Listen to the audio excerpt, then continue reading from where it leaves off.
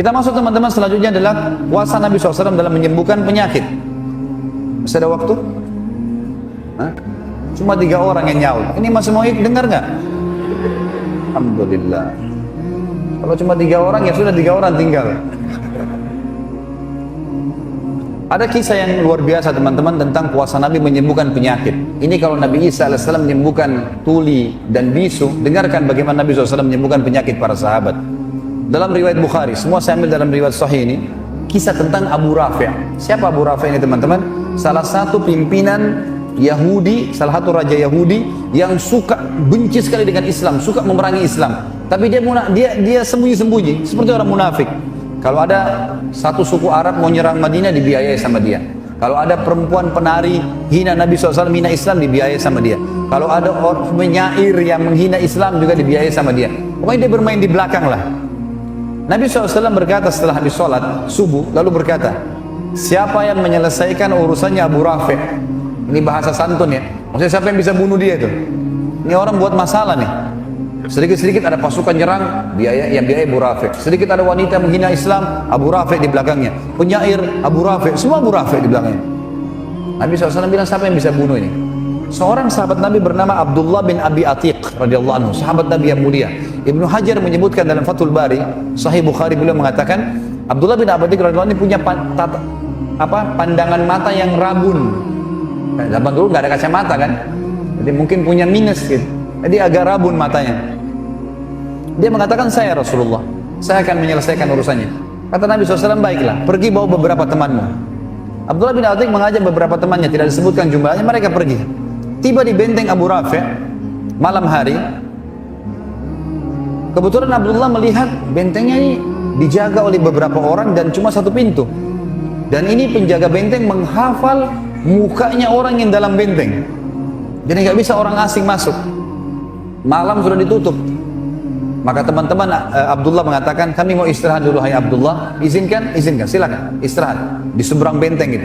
Abdullah bilang, saya mau lihat dulu, siapa tahu ada jalan untuk masuk. Subhanallah, waktu teman-teman Abdullah pada ketiduran, tiba-tiba saja pintu gerbang benteng dibuka, keluar dari benteng perempuan, anak-anak bawa obor, ribut, suara gemuruh.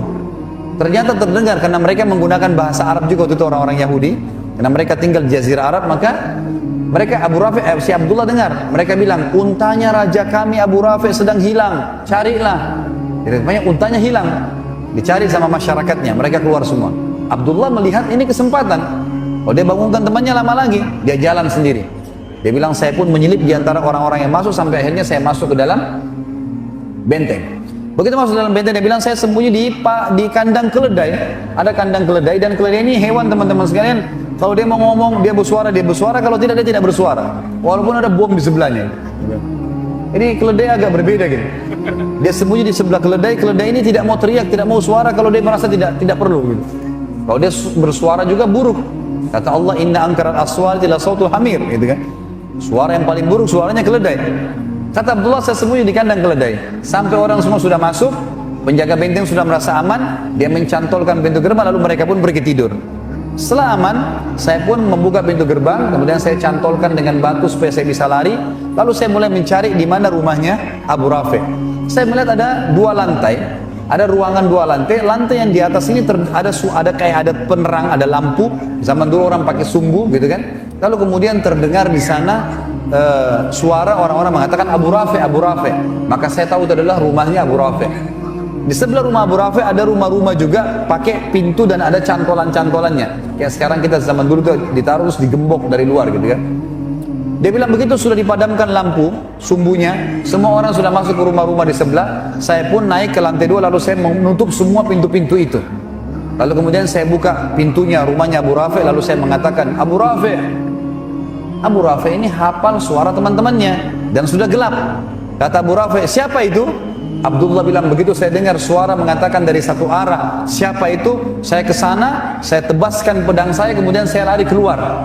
Karena matanya agak gelap dan gelap juga ruangan. Saya ingin melihat cahaya langit yang masih ada di malam hari gitu kan. Ternyata waktu saya tiba di pintu rumah Abu Rafi' belum mati. Dia berteriak kesakitan gitu kan. Maka saya pun mengatakan, mengubah suara saya lagi. Lalu saya mengatakan, ada apa wahai Abu Rafi'? Abu Rafi' bilang, ada orang yang berusaha bunuh saya. Kata Abdullah, begitu saya dengar suara di arah suaranya dia, saya mengejar lalu saya tebas lagi dengan pedang. Kembali lagi ke pintu, ternyata Abu Rafi belum mati. Kata Abdullah, saya mengubah suara saya ketiga kalinya. Ada apa wahai Abu Rafi? Dengan suara yang berbeda, gitu kan? Baru Abu Rafi dengan dalam kesadikan, ada orang mau bunuh saya. Kata Abdullah, saya pun mendatanginya, lalu saya pastikan pedang saya tancapkan ke dadanya sampai tulang belakangnya bunyi. Mati, kemudian dia bilang saya tinggalkan. Kemudian saya turun, karena buru-buru, ini sudah ribut di sekitar rumahnya Abu Rafi ini. Dia bilang saya buru-buru turun dari anak tangga, karena buru-buru, akhirnya saya tidak menghitung lagi anak tangga, saya jatuh, tulang kering saya patah. Tulang kering kaki kanannya patah. Radhiyallahu anhu. Beliau mengatakan saya cabut imamah saya lalu saya ikat kaki saya, kemudian saya berjalan dengan satu kaki keluar sampai menyeberang ke tempat teman-teman saya. Teman-teman saya pun sudah bangun lalu mereka mengatakan ada apa wahai Abdullah? Abdullah mengatakan alhamdulillah Allah sudah menyelesaikan urusan musuhnya. Sudah begini ceritanya. Sudah mati gitu. Lalu kata teman-temannya kalau gitu kita pulang ke Madinah.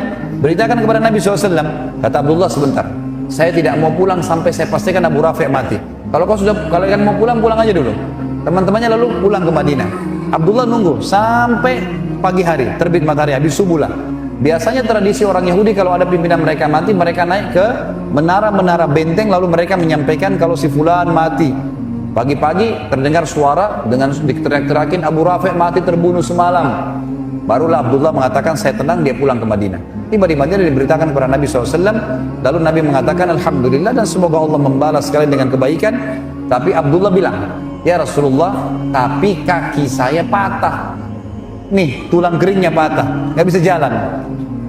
Kata Nabi SAW, ubsud rijlak, luruskan kakimu ke arah saya. Diluruskan, lalu Nabi SAW meludahi lukanya ya Abdullah. Kata Abdullah, waktu Nabi SAW meludahinya, tiba-tiba saya bisa loncat dan bisa berlari. Tapi teman-teman, ini ludahnya siapa? Jawab dulu. Nabi SAW. Jangan pulang dari sini mengaku ludahnya bisa seperti Nabi SAW. Ini mukjizat, ya. Jangan salah paham ini.